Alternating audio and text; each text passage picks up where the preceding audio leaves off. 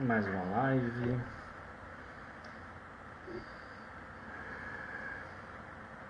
Vamos aguardar a conexão. Minha sócia querida já entrou.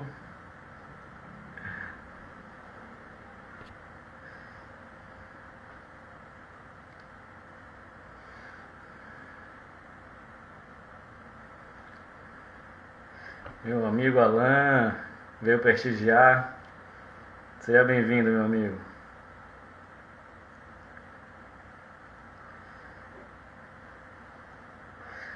Vamos aguardar aqui. Doutora Fátima, que prazer. Tudo bem? Espero que goste, seja bem-vinda. Caro Nivaldo, show de bola. Pronto, doutora Silvia já acabou de chegar. Já fez aqui o convite. Dá esse start a uma mais nova live. Tudo certinho, doutora. Vou ajeitar aqui. Tá cortando a minha testa pequena. Boa noite, doutora Silvia. Tudo bom? Boa noite, doutor Luciano, boa noite a todos Me, vocês. me ouve bem?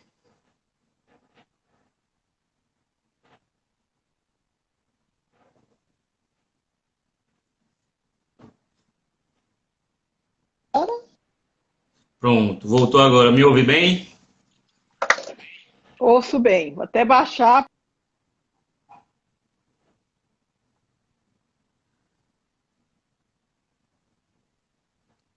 O doutor Alan está aqui mandando um alô para a doutora. Um abraço grande para o doutor Alain.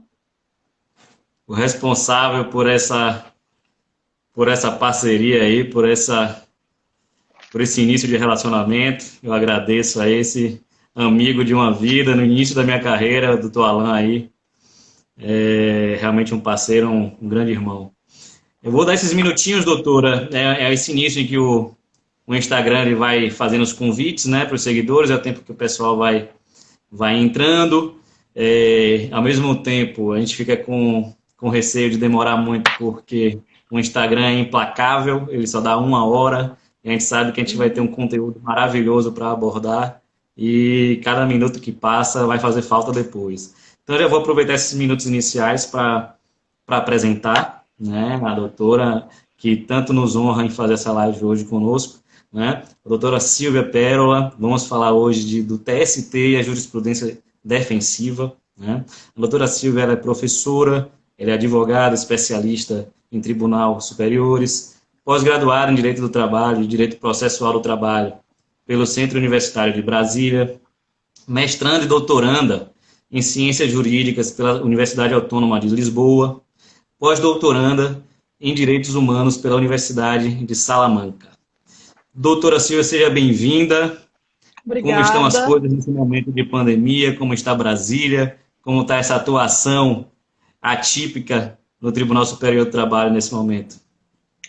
Então, boa noite, obrigada pelo convite. Eu queria primeiramente cumprimentar o doutor Luciano novamente, cumprimentar o doutor Alain, que eu vejo aqui, agradeço a gentileza das palavras, e dizer que nós estamos todos impactados aí com essa questão da pandemia, né? Quem diria que a gente estaria num ano que parece que não começa, né? Que não começou. Parece que nós estamos aí numa paralisia e é um sentimento e uma situação que nos desafia em todos os sentidos, no sentido pessoal, porque nós vivemos aí sob o espectro, né, da doença, da morte, e a gente tem que lidar com alguns sentimentos profundos da natureza humana, como medo, ansiedade. E dentro desse contexto, que é o contexto do isolamento e de muitas notícias já tão próximas, né, doutor Luciano? De Sim. perdas tão próximas, né? É. A gente tem que lidar com tudo isso, o advogado, a advogada, com a necessidade de ter uma atuação, eu acho, doutor Luciano, ainda mais exigida e exigente, né?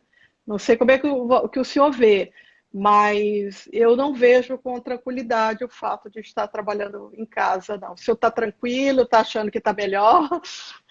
Não, o que acontece, como a gente atua para, faz uma advocacia corporativa, né? Então a gente está ainda tendo que lidar com os anseios, com as preocupações do empresariado, com toda uma insegurança, né? Propor soluções que a gente sabe que não tem uma segurança jurídica plena, né? Então são realmente sugestões com base em um mínimo risco, mas que a gente sabe que amanhã a jurisprudência pode mudar, e tem toda uma perspectiva, tipo, nós atuamos para alguns setores econômicos que foram abalados sensivelmente, tipo, hotelaria. Hotelaria não tem a menor perspectiva de voltar a curto prazo. Então, o que fazer quando as medidas lá da MP 936 não são suficientes para regularizar, né, para chegar a um equilíbrio econômico-financeiro dos contratos que ele tem?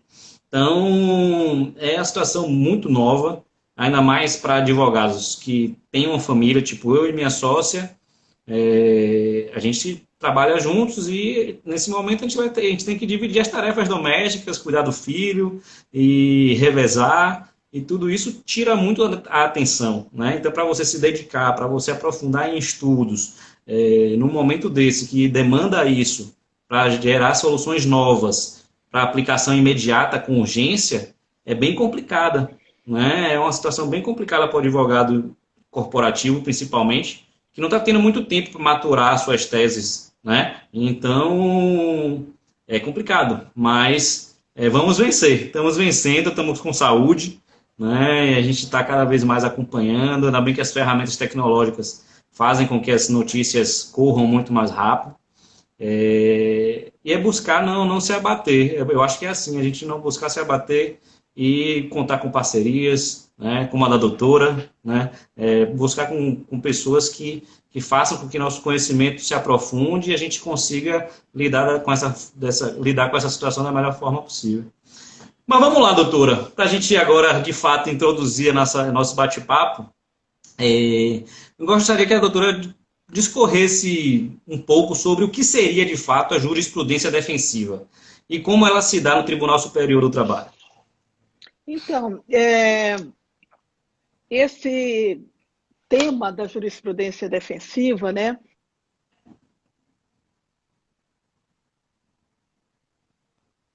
é até muito difundido com jurisprudência de crise, e até a gente já fez uma conversa sobre essa diferença, né? Então, a jurisprudência da crise é aquela jurisprudência que, inclusive, foi muito usada em Portugal, na época da crise econômica, em que a Corte Constitucional, ela, aparentemente, ela deu uma interpretação conforme a Constituição, como aconteceu com a questão da MP 936, que foi discutida no Supremo, para considerar o momento da crise. Isso houve, no caso da 936, um grande debate com relação, por exemplo, ao inciso 6º do artigo 7º, com relação à constitucionalidade desse inciso no tocante à redutibilidade de salário sem negociação coletiva. Então, assim, seria dizer que numa jurisprudência de crise é possível não afrontar a Constituição, porque a gente nunca vai defender um discurso desse, uma Corte Constitucional não faria. Mas digamos que é possível, de certa forma, fazer uma interpretação que contemple este momento de pandemia, este momento de crise. Já a jurisprudência defensiva, ela é consubstanciada em atos, em decisões do tribunal que como é que eu vou dizer, para dar vazão aos processos, fica, de certa forma, comprometida até a efetividade da entrega de jurisdição. Então, dentro do bojo da jurisprudência defensiva, a gente pode situar decisões que são consideradas teratológicas.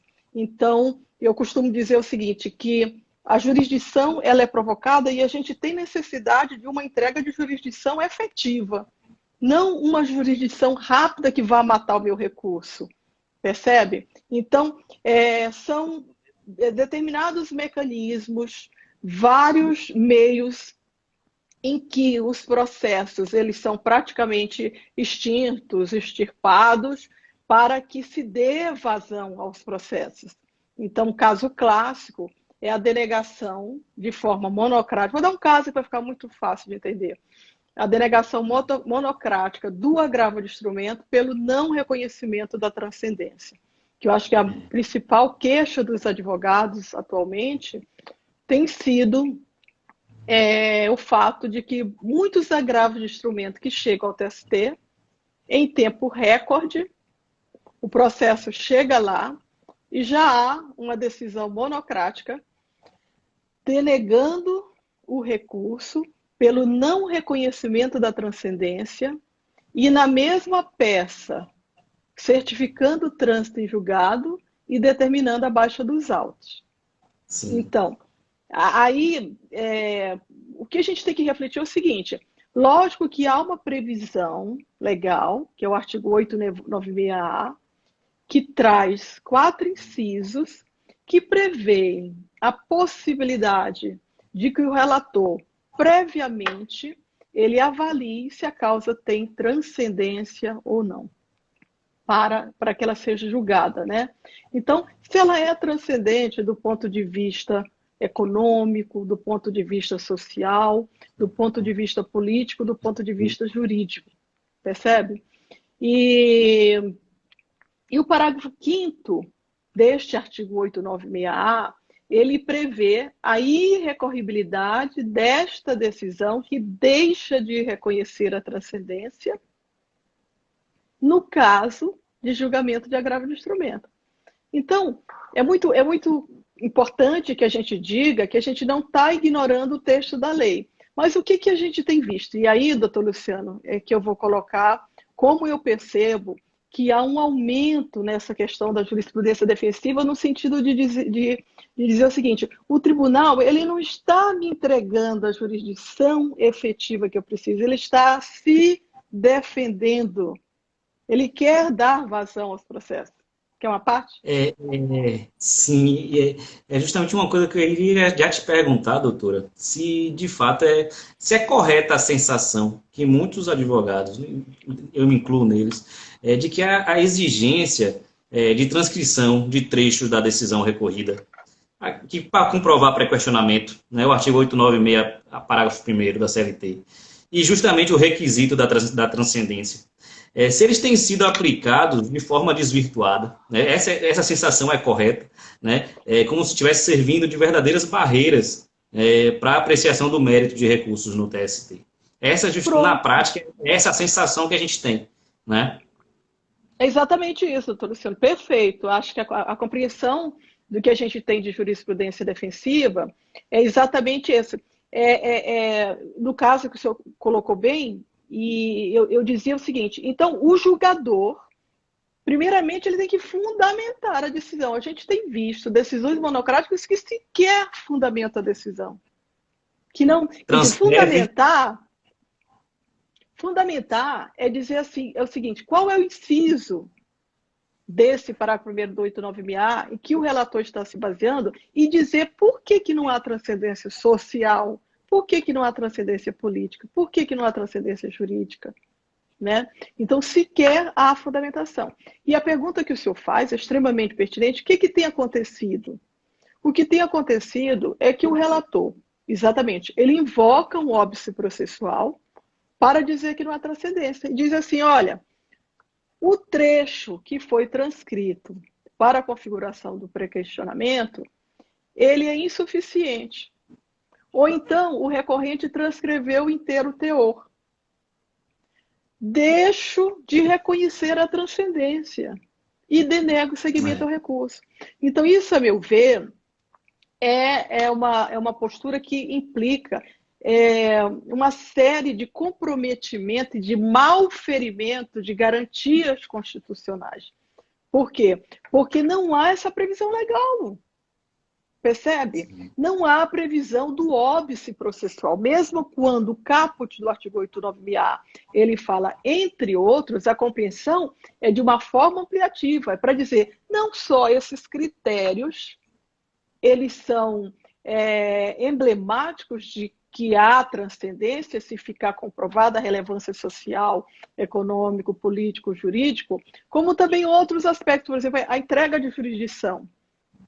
Se há um recurso em que há uma preliminar de nulidade por negativa de prestação jurisdicional, significa que tem que haver transcendência. No entanto, muitos recursos estão sendo denegados. Por quê?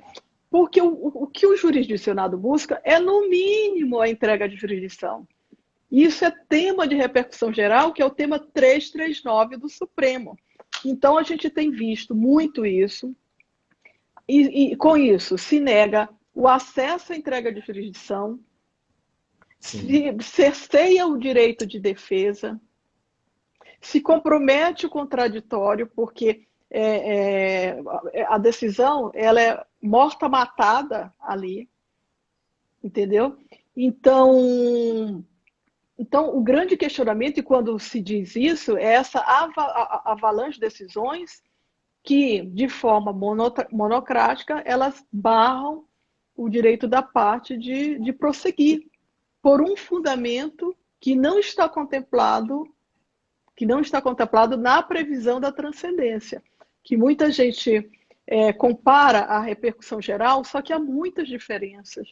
Porque no caso do TST, um ministro sozinho, de forma monocrática, ele se arvora não só no poder de decretar o que é importante e o que não é importante para o tribunal, percebe? Sem nenhum crivo do colegiado com relação à legalidade e à constitucionalidade, e o que é pior, ele decreta a coisa julgada. Quando a gente sabe que o instituto da coisa julgada, formal e material, ele decorre de toda uma tramitação, uma movimentação processual até que se faça a coisa julgada formal e material. Como que um relator sozinho ele tem esse poder? Então, quando eu digo da jurisprudência defensiva, cadê a minha jurisdição? Porque quando eu interpus o agravamento, você vai consultar, o processo já baixou. A embargo de declaração, há relatorias que sequer se referem, e outras que dizem que não cabe. E eu tenho alguns casos aqui do ministro dizer, olha, não cabe os embargos de declaração, que a decisão é irrecorrível. E aplica multa por litigância de má-fé ao reclamante terceirizado. E eu digo assim, como assim, excelência? Se o recurso não existe, como é que ele existe para que seja aplicada a multa? Eu estou aqui que tem uma pasta aqui com uma série de decisões nesse sentido. Entendi. Então, analisando um pouco mais esse tema, né? A gente vai revolvendo algumas decisões, alguns perfis de julgamento, e aí eu queria compartilhar com a doutora e ver se de fato eu estou correto no meu pensamento de encaixar esse tipo de decisão também como uma espécie de jurisprudência defensiva, né?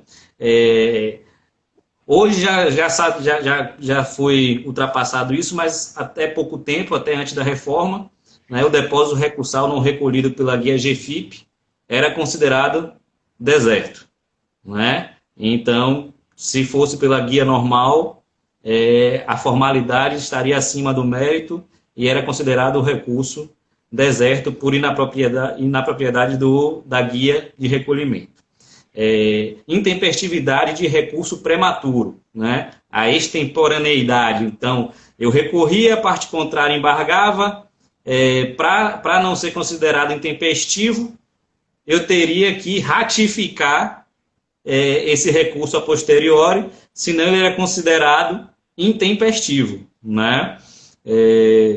Comprovação de feriado regional, o que inclusive a Justiça do Trabalho está até um pouco mais avançado em relação a isso, em relação à última decisão do STJ, né, que manteve o entendimento de que tem que haver comprovação nos termos da lei, que é no momento da interposição, e na Justiça do Trabalho agora com a súmula 385, essa comprovação pode ser, inclusive, feita no recurso posterior, caso não seja aberto o prazo, né? Então, mas antes não era assim, então eu vejo também como uma forma de você não enfrentar o mérito e da musculatura uma questão procedimental para não enfrentar, né? Uma que me chamou muita atenção também, e teve um caso que foi bem atípico, em relação a recolhimento insuficiente de depósito recursal e das custas processuais, né?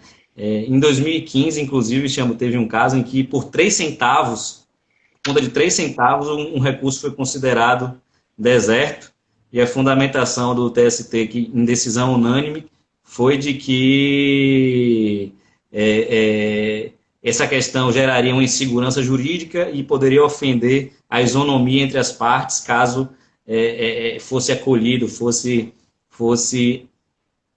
dado seguimento ao recurso, né? Essas decisões, nesse sentido, a doutora também enxerga como uma espécie de jurisprudência defensiva? Não, absolutamente não. A gente tem que separar o joio do trigo. Certo. Então, assim, vamos lá, vou chegar onde das questões que você colocou. Primeiramente, para a gente fechar a questão da transcendência, que a gente pode falar muito mais, qual é o problema? E por isso da gente cunhar e colocar nesse cesto de jurisprudência defensiva, e novamente dizendo que jurisprudência defensiva é aquela que não me entrega a jurisdição, que faz de tudo para se defender e eu não posso acessar a entrega de jurisdição. Então, quando eu utilizo um obstáculo processual para barrar o agravo de instrumento, até eu não vi ainda casos de deserção, de intempestividade. Eu vi mais, por exemplo, eu tive um caso que me impactou muito, que havia uma preliminar de unidade por negativa no recurso de revista e o agravo de instrumento foi denegado, porque quanto à preliminar, o relator dizia que esbarrava no inciso 3 da súmula 297. Quer dizer, é uma decisão absurdamente teratológica. Porque o que diz o inciso 3, que é oposto aos embargos de declaração, considera-se pré-questionada a questão jurídica. Mas isso não tem nada a ver com a preliminar de nulidade por negativa de prestação jurisdicional. Então, quando eu elejo um obstáculo processual, eu torno irrecorrível a decisão. E por que não pode? Porque, para obstáculos processuais, a legislação de processo de trabalho, a legislação recursal, ela já é muito obstativa. A gente tem um processo do trabalho que é o processo mais complexo da humanidade. Nós já temos uma legislação que é para barrar recurso. Sim. Ela não é um filtro de recurso. Então, a gente tem que compreender que os recursos de natureza extraordinária, eles têm determinados filtros para que eles possam ser merecedores de serem examinados por uma corte que ela é extraordinária, ela não é ordinária. Então, a Sim. gente já teve uma primeira oportunidade em primeiro grau, a gente tem a oportunidade do regional para exaurir a via ordinária e até aí a matéria fática probatória. Quando a gente acessa a corte extraordinária, aí a gente se submete, aí o funil vai realmente afunilando, a gente se submete a um crivo rigoroso de admissibilidade.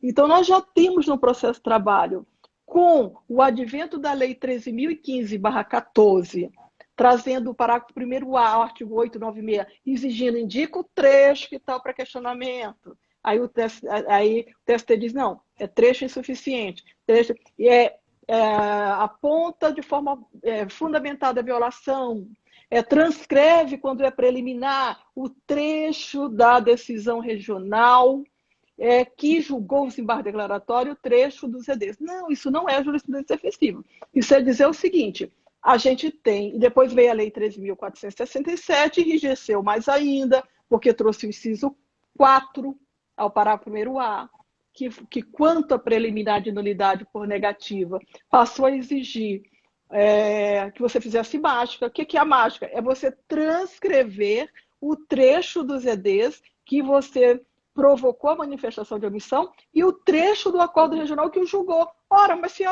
isso, eu vou transcrever o quê? Né? Okay. Então, mas isso são os pressupostos de admissibilidade que eu tenho que satisfazer. Então, se eu não satisfaço, por exemplo, o TST tem uma súmula que diz que mesmo que a diferença seja ínfima, o recurso está deserto. Não. Isso é pressuposto processual, não dá para flexibilizar. Mesmo o parágrafo 11º do artigo 896, quando ele fala em correção de defeito formal, o TST tem uma compreensão própria para isso, né? Então, assim, porque se eu flexibilizo, é um pouco do que o senhor falou do fundamento da decisão, eu ofendo o princípio do contraditório. Porque se eu vou flexibilizar para um, eu vou flexibilizar para outro, e a parte que bem se ouve na observância do devido processo legal, na rigorosa observância desses mesmos pressupostos. Percebe? Então, quando o inciso 1 do parágrafo 1º-A diz: indique o trecho que consubstancia o pré-questionamento, é o trecho que consubstancia o pré-questionamento. Não é o inteiro teor do acordo regional. Então, o tribunal não conhece. Não é o inteiro teor, porque o inciso diz o trecho. Não é um trecho insuficiente. E muitas vezes o Tribunal Superior do Trabalho não conhece do recurso, por inobservância do inciso 1, porque se transcreveu, por exemplo, estabilidade. Se escreveu um trecho daquele tópico do Acordo Regional de Estabilidade, mas havia um outro fundamento lá no tópico da indenização que contemplava a configuração do pré-questionamento. Então, nesse sentido, não. Eu acho que os pressupostos, eles são rigorosos. A gente tem que se habilitar. Isso é uma discussão legislativa. Eu não posso dizer, mas é ruim, mas é o que temos. A gente tem que se submeter a essa satisfação. Então, é uma coisa totalmente diversa. O que eu digo é quando você tem um fundamento totalmente... Por exemplo, eu denego, vamos sair um pouquinho da transcendência, mas eu denego o segmento a agravo de instrumento com base no artigo 118, inciso 10 do Regimento Interno. Então, é uma decisão teratológica. Por quê, professora?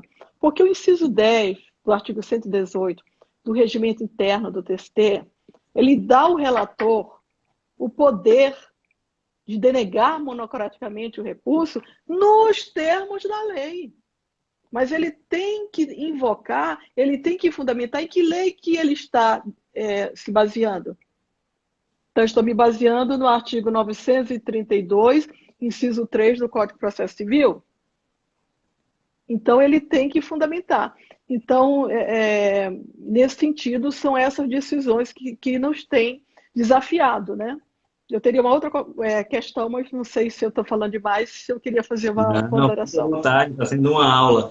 Em relação às minhas dúvidas, são justamente quando não tem um esteio legal, né? Tipo, essa questão da intempestividade do recurso prematuro. Não existe um pressuposto legal nesse sentido, em que se você protocolar antes, ele vai ser intempestivo. Isso foi uma criação jurisprudencial para, de fato, barrar o recurso. Essa é a minha visão. Não foi uma lei que alongou os requisitos recursais, e sim uma forma de obstar, né? Então, por mais que seja, principalmente no trabalho, que é regido pela simplicidade e pela informalidade, celeridade, você protocolar antes vai ser punido, foi uma coisa muito batida na doutrina, né? Tanto que houve essa mudança, mas só foi alterado depois do novo CPC, né? Que teve um dispositivo expresso mencionando que nesses casos só haveria necessidade de ratificar o recurso se os embargos ocasionassem algum tipo de efeito modificativo. Caso não, ele já estaria plenamente válido para ser processado e julgado. Então, já falando no novo CPC, eu queria ouvir a opinião da doutora, porque eu entendo que... eu queria ver se seria correto afirmar que no direito moderno, que eu entendo que atualmente é materializado no Brasil pelo novo CPC, se há em tese, pelo menos em tese, uma redução de espaço para a aplicação da jurisprudência defensiva, né, por conta de normas que reforçam a importância da primazia da resolução de mérito, né, que está ali expresso no artigo 4º do CPC. Né? Então, essa norma que deixa claro que o mérito, resolver o mérito, ele tem a sua relevância maior, né, em virtude da instrumentalidade das formas, faz com que, pelo menos a médio prazo, essa jurisprudência defensiva ela venha a diminuir gradativamente?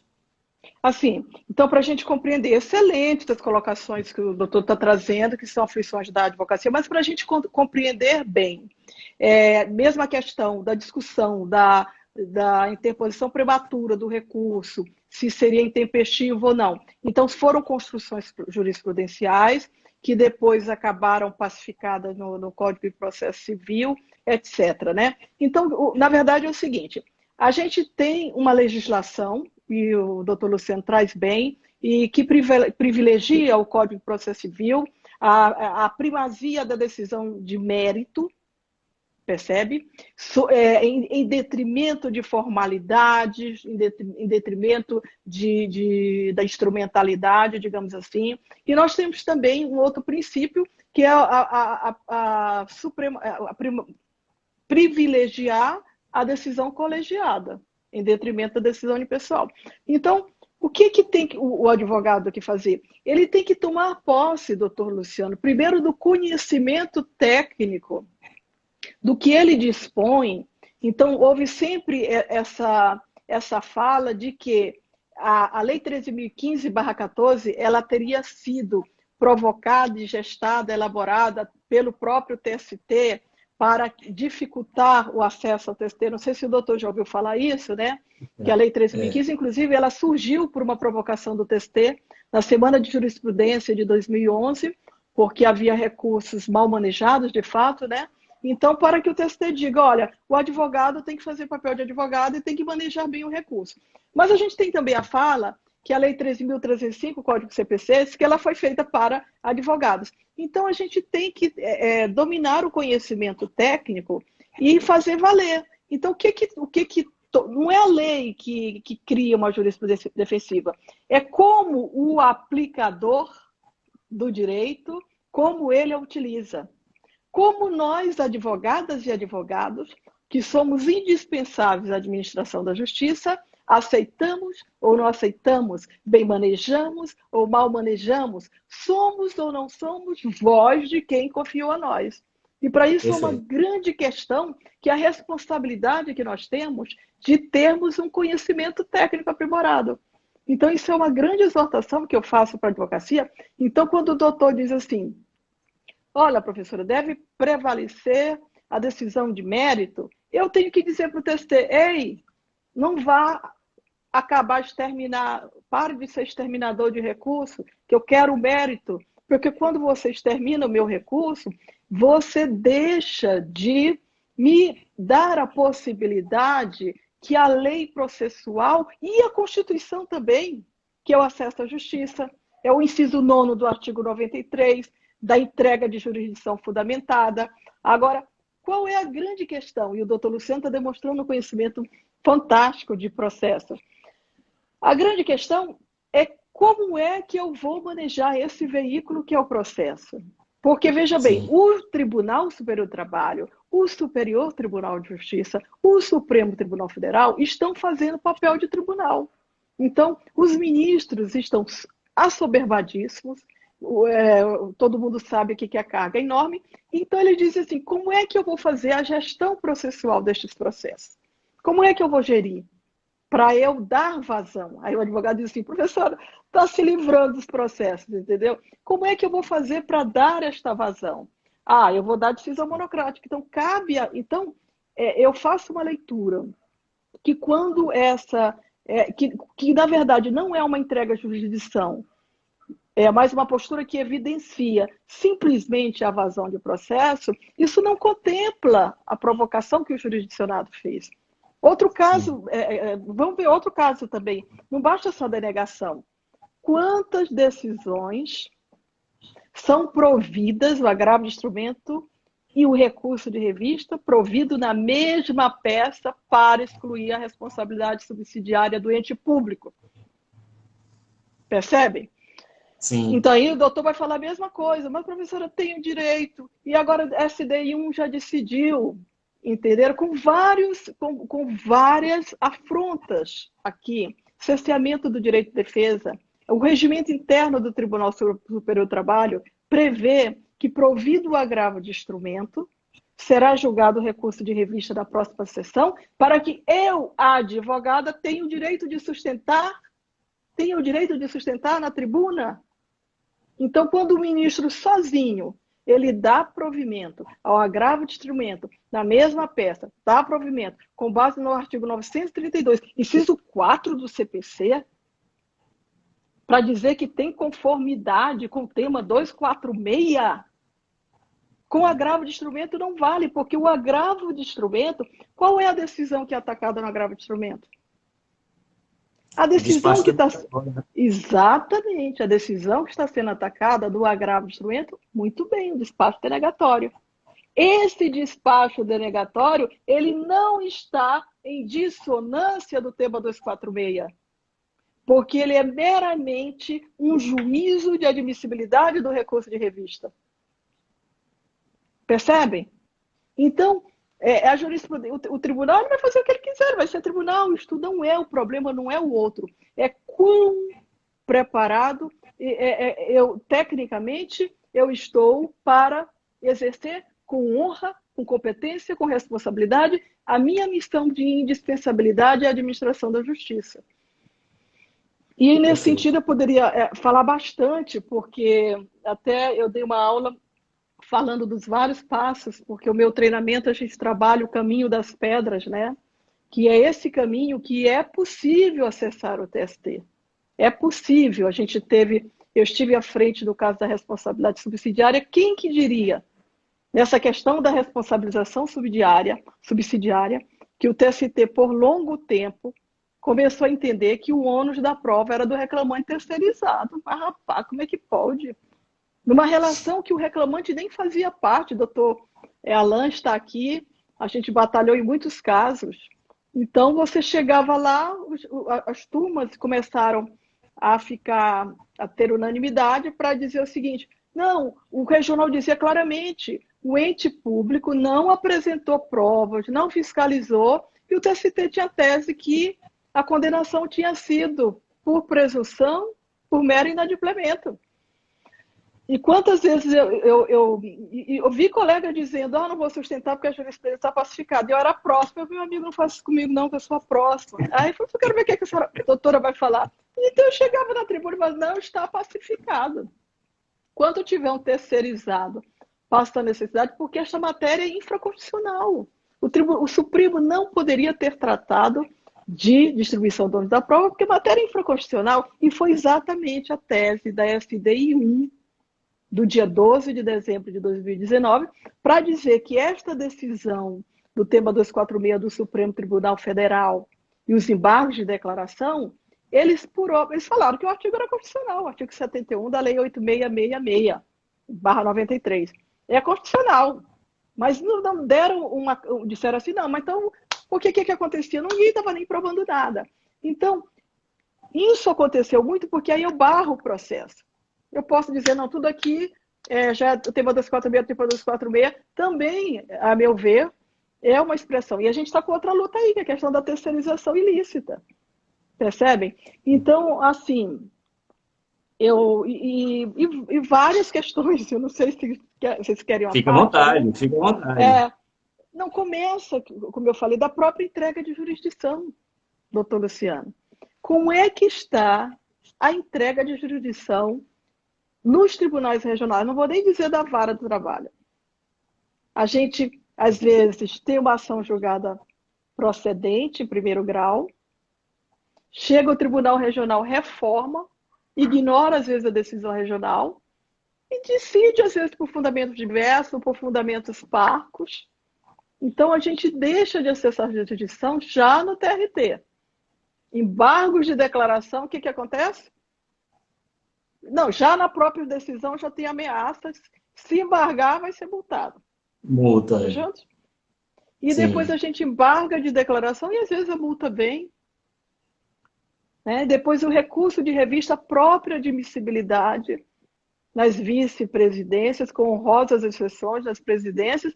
Uma decisão denegatória também desfundamentada. Sim. Que com alteração, Constituição Normativa 40, se há omissão, a gente tem que embargar de declaração. agravar de instrumento da parte que foi denegada, e se há uma parte admitida, vai subir, né? Isso. E aí, então, quando a gente embarga de declaração, e é obrigatório, quando decisão denegatória na vice-presidência, prazo de 5 dias para o embargo de declaração, sob pena de preclusão, diz a Instrução Normativa 40 e o regimento interno. Então, depois dessa decisão, agravo de instrumento com a preliminar de nulidade por negativa de prestação jurisdicional da decisão de inadmissibilidade. Entenderam? Sim. Então, se eu tenho uma decisão que não complementou, eu tenho que, no agravo de instrumento, suscitar preliminarmente a negativa de prestação adicional da decisão de inadmissibilidade sob pena de preclusão. Então, daí a gravidade da gente no TST, que é o que a gente está falando aqui, ter esses agravos de instrumentos denegados de forma monocrática. Porque a gente nunca vai ter acesso a uma jurisdição constitucional. E aí é uma ofensa gigantesca ao princípio da colegialidade, porque a gente não vai conseguir acessar a SDI, a gente não vai conseguir sequer acessar a turma. Sim. Gravíssimo. Então, novamente dizendo assim, que é como a gente vai manejar e como a gente vai se portar com essas decisões. Vou colocar um tempero aí, doutora. Vou colocar um tempero nesse assunto, porque já tem estatísticas, né, que ações relacionadas à Covid-19 já correspondem a mais de 20% das novas reclamações trabalhistas, né? Considerando que a crise econômica, que já se abateu nas empresas, e o consequente aumento de desemprego, né, que deve chegar a índices nunca antes vistos, né? É certo que haverá um boom de reclamações, inclusive quanto a inúmeros processos que estavam represados após a reforma trabalhista, né? Nesse cenário, doutora, a doutora como a doutora enxerga o papel do TST na estabilização dessa relação entre capital e trabalho, né? E se esse cenário ele acarretará numa aplicação ainda mais ostensiva da jurisprudência defensiva? Excelente pergunta, doutor Luciano. Excelente pergunta, porque a gente, no processo de trabalho, há um movimento que vem há um tempo de dissolução da justiça do trabalho, que é uma justiça extremamente importante. O doutor aí que como é que eu vou falar, muito integrado, os meios associativos. A gente sabe que esse movimento é um movimento que vem sendo construído. Um movimento também de desconsideração, de afronta ao princípio da dignidade da pessoa humana, num contexto enorme que a gente está vivendo, que nunca a dignidade humana ela foi tão aviltada de forma declarada, né? Então, aí veio a reforma trabalhista para trazer uma série de desafios, e um dos grandes desafios que a gente tem é a questão da fixação dos honorários sucumbenciais, não é? Eu estou aqui com um caso que eu estou extremamente impactada, uma fixação de honorários sucumbenciais, uma condenação altíssima, doutor Luciano, altíssima, em que houve um pedido de justiça gratuita, até o caso aí para vocês pensarem. Houve um pedido de justiça gratuita, a vara do trabalho rejeitou baseada no exame de contra-cheques do reclamante, sendo que foi provado todo o histórico socioeconômico, a situação financeira do reclamante de sustentabilidade. O Tribunal Regional houve a interposição do agravo de instrumento que foi denegado, do recurso ordinário, denegado na vara, agravo de instrumento para o Tribunal Regional, para discutir a questão da concessão da justiça gratuita, num quadro absolutamente desolador, e o regional nega provimento a esse agravo de instrumento com o mesmo fundamento. Não, um cara que tem esse contra-cheque aqui, e sem se importar para os aspectos da sustentabilidade.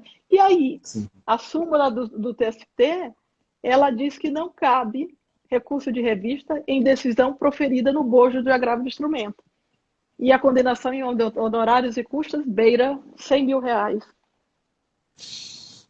Percebe? Então, sim, assim, e a gente está cerceado agora por essa questão dos honorários sucumbenciais. Então, há duas coisas importantes. Sim, essas decisões, e eu tenho visto decisões da quarta turma, dando provimento aos recursos da empresa para condenar em honorários sucumbenciais, que é uma discussão também ampla, né? O que eu digo? Que é uma turma que está de forma isolada. Ignorando que há uma arguição de constitucionalidade dessa matéria no Supremo, e, novamente, voltando à questão do parágrafo 5º do artigo 896-A, eu tenho sustentado, depois, se houver espaço, a gente pode falar um pouquinho. E aí, o que você faz? Quais são as medidas? Eu tenho sustentado que, por um princípio de obediência hierárquica, os magistrados deveriam sobrestar qualquer processo que fosse passível de decisão monocrática com base no parágrafo 5º do 896-A, uma vez que o Tribunal Superior do Trabalho ele está prestes a apreciar o incidente de inconstitucionalidade do parágrafo 5º do artigo 896-A, que está em tramitação, que inclusive o Instituto Pérola se habilitou como amicus curiae. Então, eu não compreendo, não dá para compreender como que o tribunal continua denegando, a vice-presidência tem denegado qualquer processo que se refira à denegação monocrática do parágrafo 5º, porque o tribunal está em tramitação no tribunal o incidente de constitucionalidade. Então, sim, eu creio que com todos esses obstáculos, essa intimidação, e a gente sabe, os escritórios totalmente paralisados e intimidados com relação à fixação de honorários sucumbenciais, eu creio que são os tribunais superiores que vão discutir, sim, a constitucionalidade, a legalidade. Então, esse caso eu estou aqui apreciando e já encontrei um caminho das pedras para a gente sair e batalhar. Então, sim, eu acho que o Tribunal Superior do Trabalho, nesse contexto de crise, nessa avalanche que o senhor está trazendo aí, que muitos vão esbarrar nessa discussão de fixação de honorários, entendeu? A despeito do benefício da justiça gratuita, eu dei um caso emblemático, e mesmo dizendo que ela é gratuita, que foi o caso da decisão da turma, mesmo na justiça gratuita, há condenação em honorários. Então, quem é que vai transformar? São as arguições de inconstitucionalidade, os processos, os meios que eu vou utilizar nos tribunais superiores. Então, o que eu sinto? Que é preciso que a advocacia se especialize. Entender? Então, assim, em muitos países você não sobe a tribuna de um tribunal superior sem uma pós-graduação nesse sentido, sem uma especialização. Então, a gente precisa se especializar em Tribunal Superior do Trabalho para que a gente consiga fazer uma provocação com essa legislação que tem. E no campo maior, a gente promover alterações legislativas. Eu fico assim muito incomodada. Até hoje, eu ainda tenho um grande mal-estar. Como é que essa reforma trabalhista passou? Eu não sei se para o senhor se dá uma inquietação, se a gente fez tudo o que podia. Como é que passou essa reforma trabalhista? Que movimentos legislativos? Porque eu acho a gente tem uma série de medidas provisórias. Até que ponto nós, como advocacia, como associação, como AB, como comissão de legislação das OAB, até que ponto a gente está fazendo os movimentos adequados tecnicamente e tempestivos e oportunos? Sim. Então a gente está aqui, eu já estou pensando o seguinte, na hora que publicar a decisão da indagatória eu tenho que fazer alguma coisa, porque se sumir lá, transitar em julgado, como é que eu vou ajuizar a reclamação constitucional? Se há por causa da súmula, eu não posso ajuizar com a decisão transitada em julgado. Então, sim, eu acho que a gente tem que se reinventar e dominar este veículo necessário e único que é o processo, né? Sim.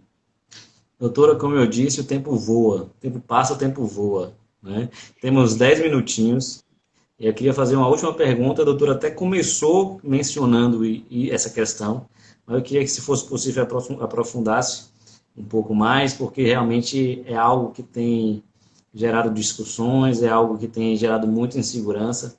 E eu vou começar dizendo que teve uma live recente que foi até realizada pela Escola Superior da Advocacia, pela ESA. E aí o ministro Douglas, né, ministro Douglas Alencar, ele, considerando o contexto dessa grave crise econômica, chegou a mencionar que ele entende que as regras previstas nessas medidas provisórias, especificamente a 936, que elas seriam necessárias, né, adequadas, proporcionais, inclusive se utilizando até da própria doutrina do professor Robert Alexy. Então, nesse cenário, né, em que o próprio ministro do TST já tem demonstrado esse ponto de vista, diante desse cenário de flexibilização temporária de direitos trabalhistas, né, inclusive com algumas decisões já do próprio Supremo Tribunal Federal, podemos falar em uma jurisprudência de crise na justiça do trabalho já de pronto? E como é que a doutora enxerga isso em relação a um momento posterior em relação às garantias dos direitos trabalhistas? Então, aí a pergunta do Dr. Luciano, ela evidencia uma compreensão muito clara dessa distinção que eu fiz no início, né? Sim, a decisão do Supremo e essa fala também do ministro Douglas, ela acena para essa jurisprudência da crise que não vai nenhuma crítica, né? É dizer o seguinte, é uma compreensão de uma ala doutrinária, de uma ala também da atividade judicante, que diz assim, em Portugal, inclusive, isso foi aceito, que era o que era preciso fazer. Então, nesse momento, a gente precisa, para usar a palavra que o doutor está dizendo, flexibilizar a compreensão das regras que nós temos em termos de direito material e de direito processual, eu não diria tanto, né? Então, acho assim que há uma linha que é possível. Agora, o que me impacta é o seguinte, eu acho que a gente não pode afrontar a Constituição. Então, eu acho que não se pode flexibilizar com relação a cláusulas pétreas, a garantias constitucionais, particularmente. Então, eu tenho um grande questionamento com relação, e posso ter, entendeu? Tenho um respeito profundo pelos ministros do STF, pelos ministros do Supremo, as decisões foram todas bem fundamentadas, né? Mas acho que quando você flexibiliza, você caminha para a violação da literalidade do preceito constitucional, né? Mas sim, mas o que vai prevalecer é a decisão do Supremo, que vai dar a última palavra, né? Mas me preocupa muito essa afronta, mesmo no período de crise, e que, ao meu ver, que é uma afronta quase literal quando se fala na possibilidade de redutibilidade de redução salarial sem a negociação coletiva, como foi o caso mais em voga, que foi objeto do Supremo. Mas sim, é possível a jurisprudência de crise dentro desse contexto de preservação das garantias fundamentais. Mas eu queria, assim, não sei, acho que já vou concluir por causa do tempo, né? Fique bem à vontade, tem 5 minutos tá. Aí, fique muito à vontade. Ainda temos 5 minutos para concluir, né? Então, eu acho que essa compreensão é importante. É como se eu dissesse assim, ó, a jurisprudência de crise e a jurisprudência defensiva, elas podem ou não ser, como é que eu vou te dizer, utilizadas pelos magistrados. Eles a produzem, percebem? Mas nós também podemos, como advogados, produzir a nossa jurisprudência. Nós podemos produzir a nossa jurisprudência fazendo uma provocação dentro das teses que nós acreditamos. E, novamente, dizendo assim, honrando todos os magistrados deste país que estão malucos, que nem nós estamos, tentando fazer o trabalho deles nessa pandemia, tentando atender, fazendo sessões telepresenciais. Então, a gente não pode ficar numa polarização, nós contra eles. Cada um está fazendo o seu trabalho dentro da compreensão que tem. Mas, assim, qual é a jurisprudência da advocacia? Eu me lembro que eu tive um treinamento e o Carlos Henrique Bezerra Leite estava participando como aluno e ele usou isso. Professor, a gente devia criar nossa súmula aqui, de um debate que houve. E aquilo me impressionou muito. E, em seguida, eu fui despachar com o ministro relator. Ele havia denegado seguimento a um recurso de revista meu, E eu sustentava que havia uma preliminar de nulidade por negativa de prestação judicial e que não podia ser denegado. E no caso da denegação do recurso de revista, a gente pode interpor o agravo e tem 5 minutos para sustentação. E quando eu fui despachar com esse ministro, ele disse assim, Pérola, mas aqui o tribunal está entendendo que, entre outros, pode entrar uma preliminar. E eu me lembro de ter falado para ele, falou assim, ministro, a jurisprudência do tribunal está caminhando nesse sentido. E eu falei assim, ministro, mas a jurisprudência da advocacia não está achando assim, não. Então, assim, eu falei, ele riu, ele deu uma gargalhada enorme. Então, eu acho que a gente tem que se habilitar tecnicamente e criar nossa jurisprudência. Então, nesse sentido, eu aproveito para convidar todas e todos, né, para o nosso treinamento. A gente vai ter um treinamento telepresencial aí, dia 27 de junho. Está aí os links da minha bio, que vai ser um treinamento que não é uma aula gravada, mas é um treinamento mesmo. O sábado, dia 27 de junho, de 9 às 18, a gente vai estar assim, podendo tirar dúvidas. E já vou fazer um anúncio aqui inédito, que nós vamos ter, quem se inscrever até o dia, eu não sei se até o dia de 22, vai ter direito a 2 sessões de tira-dúvida com a Pérola. Já pensou estar fazendo seu recurso e falar assim, Pérola, como é que faz aqui? Então, a gente vai ter esse direito assim, a 2 aulas, 2 momentos de tira-dúvidas para a gente fazer essa partilha. Então, agradecer imensamente, me colocar à disposição. Doutora, eu que agradeço, né? Eu acho que para quem acompanhou, teve o prazer de ter uma aula, né? Claro que é uma aula inicial e certamente vai ser muito mais aprofundada nesse seu curso, que temporariamente é virtual, mas que eu já soube que o presencial é fantástico. Eu já estou me escalando para a primeira turma, com certeza, assim que for possível. E dizer que eu sempre tenho falado que essa é uma grande missão nossa nesse período de pandemia, né? Nós da advocacia, nós da área do direito, tentar levar ao máximo um pouco de conhecimento com referência, né? Um conhecimento fidedigno. A gente está num mundo com tantas fake news, uma sociedade com tantas imperfeições em termos de fatos. Muitas vezes a insegurança é justamente decorrente desse bombardeio de notícias vazias, superficiais, que não tem nenhum tipo de validade no mundo prático. Então, essas horazinhas assim, que eu tenho disponibilizado 1 hora por semana, é justamente para tentar levar um pouquinho de conhecimento dos meus convidados, principalmente, para a gente aclarar, né, fazer com que a sociedade consiga ter fontes mais confiáveis de informação e assim poder tomar decisões mais assertivas, mais seguras. E aí, com isso, eu agradeço imensamente o aceite do convite, por ter participado aqui na nossa programação do Coelitache. Tá bom, doutora? Luciano, uma palavrinha. Eu ia falar quais as medidas que a gente pode tomar com relação a essas decisões e não deu tempo. Mas faça um treinamento que eu vou contar o caminho das pedras. Perfeito. Tempo, tá? É a grande pergunta. Professora, o que eu faço? Vou contar no treinamento. Perfeito, doutora. Um grande prazer. Um abraço. Obrigada a todos. Um abraço a todos. Uma boa noite e até a próxima. Tchau, tchau. Boa noite, obrigada.